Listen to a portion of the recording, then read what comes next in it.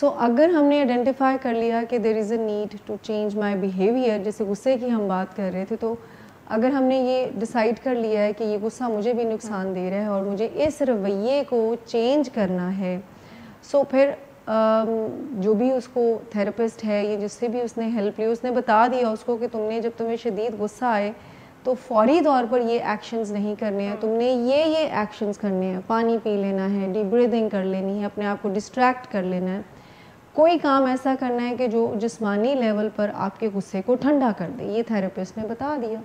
ٹھیک، جب اس نے بتا دیا تو اب جو بندہ اپنے غصے پر قابو پانا چاہ رہا ہے، اب جب اس کو غصہ آیا تو اس نے پرانے پاتھ ویز ریپیٹ کرنے کی بجائے نئے پاتھ ویز کو پریکٹس کرنا شروع کیا. اس کو شدید غصہ، اس نے 2 گلاس پانی پی لی، اس نے لمبے گہرے سانس کی مشقیں کر لیں، اس نے کسی سے شیئر کر لیا. اب جب وہ نیا رویہ اس نے بائی ہیونگ دس تھاٹ کہ I have to change my patterns practice کرنا شروع کیا، تو پرانے راستے کی نسبت وہ تو بہت پتلا سا راستہ بنا. اب وہ بار بار پریکٹس منحل اس راستے کو اسٹرانگ بنا دے گی، نیو ون، جس سے اس کا نہیں نقصان ہو رہا، کسی کا نہیں ہو رہا.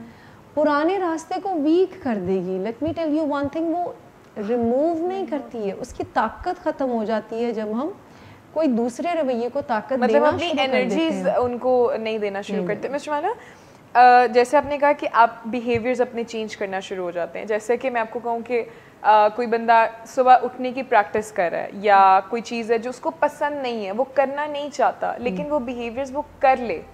جیسے جلدی اٹھنا، اس کا نہیں دل کر رہا لیکن وہ زبردستی اٹھ رہا ہے، یا اس کا نہیں دل کر رہا کہ وہ میٹھا چھوڑے، مطلب وہ زبردستی وہ کھانا کھا رہا ہے ڈائٹ والا، جیسے سلاد یا اسٹف لائک دیٹ. تو کیا اس سے بھی چینج ہو جاتے ہیں آپ کے نیورل پاتھ ویز؟ بالکل چینج ہوتے ہیں. بات تو ہم پرسسٹنٹ پریکٹس کی کر رہے ہیں نا. دیکھیں 2 چیزیں ہیں، رویے اور سوچیں. یہ چینج کرنے سے ہمارے نیورل پاتھ ویز چینج